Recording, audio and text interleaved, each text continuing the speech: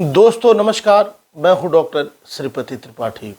आइए इस वीडियो के माध्यम से जानते हैं कि जन्म कुंडली में होते हैं 10 अशुभ योग।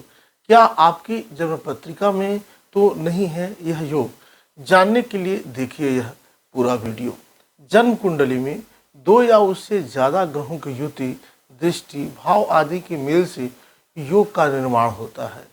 ग्रहों के योगों को ज्योतिष फलादेश का आधार माना गया है।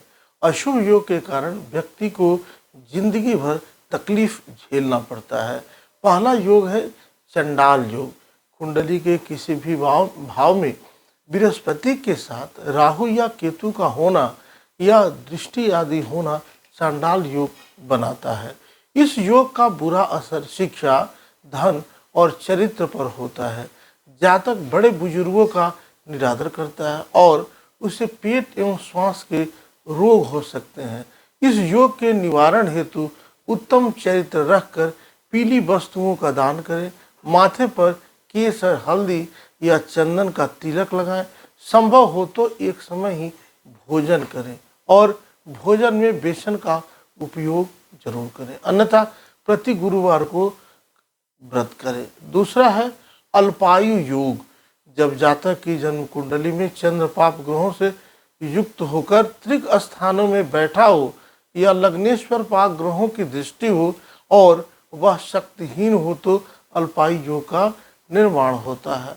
अल्पायु योग में जातक के जीवन पर हमेशा संकट मंडराता रहता है। ऐसे में खान पान और व्यवहार में सावधानी बरतनी चाहिए। अल्पायु योग के निदान के लिए प्रतिदिन हनुमान चालीसा, महामृत्युंजय मंत्र का पाठ करना चाहिए और जातक को हर तरह के बुरे कार्यों से दूर रहना चाहिए।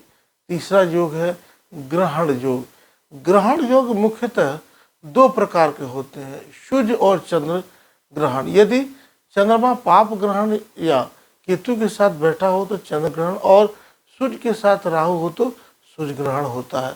चंद्र ग्रहण से मानसिक पीड़ा और माता को हानि पहुंचती है। सूर्य ग्रहण से व्यक्ति कभी भी जीवन में स्टेबल नहीं हो पाता है, हड्डियां कमजोर हो जाती हैं, पिता से सुख भी नहीं मिलता। ऐसी स्थिति में 6 नारियल अपने सिर पर से वार कर जल में प्रवाहित करें। आदित्य हृदय स्तोत्र का नियमित पाठ करें। सूर्य को जल चढ़ाएं। एकादशी और रविवार का व्रत रखें। दाढ़ी और चोटी न रखें। चौथा वैधव्य योग। वैधव्य योग बनने की स्थितियां हैं। वैधव्य योग का अर्थ है विधवा हो जाना। सप्तम भाव का स्वामी मंगल होने एवं शनि के तृतीय, सप्तम या दशम स्थिति पर पड़ने से वैधव्य योग बनता है। सप्तमेश का संबंध शनि मंगल से बनता हो एवं सप्तमेश निर्बल हो तो वैधव्य योग का सृजन होता है। जातिका को विवाह के 5 साल तक मंगला गौरी का पूजन करना चाहिए। विवाह पूर्व कुंभ विवाह करना चाहिए और विवाह होने के बाद इस योग के पता अगर चलते हैं इस योग के बारे में तो दोनों को मंगल और शनि के उपाय जरूर करने चाहिए। 5वां है दारिद्र्य योग। किसी जातक की जन्म कुंडली में अगर हमें घर का स्वामी ग्रह कुंडली के 6वें, 8वें अथवा 12वें घर में स्थित हो जाए तो ऐसी कुंडली में दारिद्र्य योग बन जाता है। दारिद्र्य योग के प्रबल प्रभाव में आने वाले जातकों की आर्थिक स्थिति जीवन भर खराब ही रहती है तथा ऐसे जातक को अपने जीवन में अनेक आर्थिक संकट का इन्हें सामना करना पड़ता है। 6ठा है खड़यंत्र योग। यदि लग्नेश 8वें घर में बैठा हो और उसके साथ कोई अशुभ ग्रह न हो तो खड़यंत्र योग का सृजन होता है। जिस स्त्री पुरुष की कुंडली में यह योग होता है वह अपने किसी करीबी के षड्यंत्र का शिकार होता है। इससे उसे धन संपत्ति एवं मान सम्मान आदि का नुकसान उठाना पड़ सकता है। इस दोष को शांत करने के लिए प्रत्येक सोमवार के दिन भगवान शिव और शिव परिवार की पूजा करनी चाहिए। प्रतिदिन हनुमान चालीसा का पाठ करते रहना चाहिए। इससे हनुमान जी की कृपा बनी रहेगी। 7वां है कुज योग। यदि किसी की कुंडली में मंगल चतुर्थ, लग्न, सप्तम, अष्टम या द्वादश भाव में हो तो कुज योग बनता है। ऐसे मांगलिक दोष इसे कहते हैं मांगलिक दोष भी। जिस स्त्री या पुरुष की कुंडली में कुछ दोष हो उसका वैवाहिक जीवन कष्टप्रद रहता है। इसलिए विवाह से पूर्व भावी वर वधू की कुंडली मिलाना अति आवश्यक है। यदि दोनों की कुंडली में मांगलिक दोष है तो वह विवाह जो किया जाना चाहिए। विवाह होने के बाद इस योग का पता चलता है तो पीपल और वटवृक्ष में नियमित जल डालें, इनकी पूजा करें और प्रतिदिन हनुमान चालीसा का पाठ करें। इससे निश्चित रूप से लाभ मिलेगा। 8वां के मध्यम योग।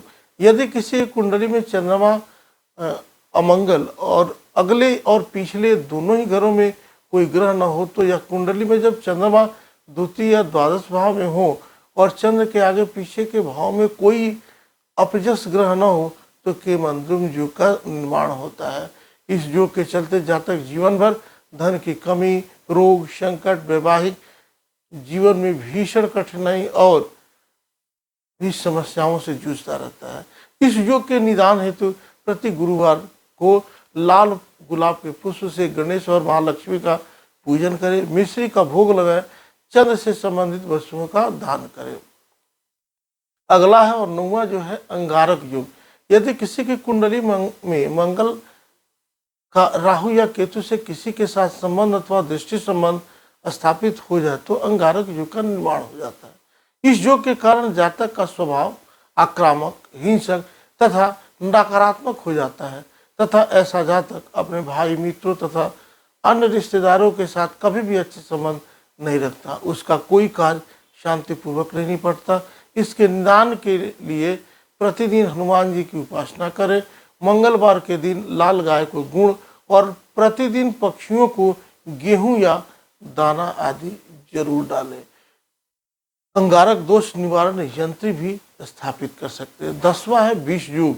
शनि और चंद्रमा के युति या शनि की चंद्र पर दृष्टि से विष योग बनता है। कर्क राशि में शनि पुष्य नक्षत्र में हो और चंद्रमा में मकर राशि में श्रवण नक्षत्र में हो, चंद्र और शनि विपरीत स्थिति में हो और दोनों अपने एक दूसरे स्थान से एक दूसरे को देख रहे हो तभी विष योग बनता है। यदि 8वें स्थान पर राहु मौजूद हो और शनि मेष, कर्क, वृश्चिक लग्न में हो तो भी यह योग बनता है। इस योग से जातक का जीवन जो है प्रभावित होता है, विष के समान कठिनाइयों वाला बन सकता है। पूर्ण विष योग माता को भी पीड़ित करता है। इस योग के निदान हेतु संकट मोचक हनुमान जी की उपासना करें और प्रति शनिवार को छाया दान करते रहें।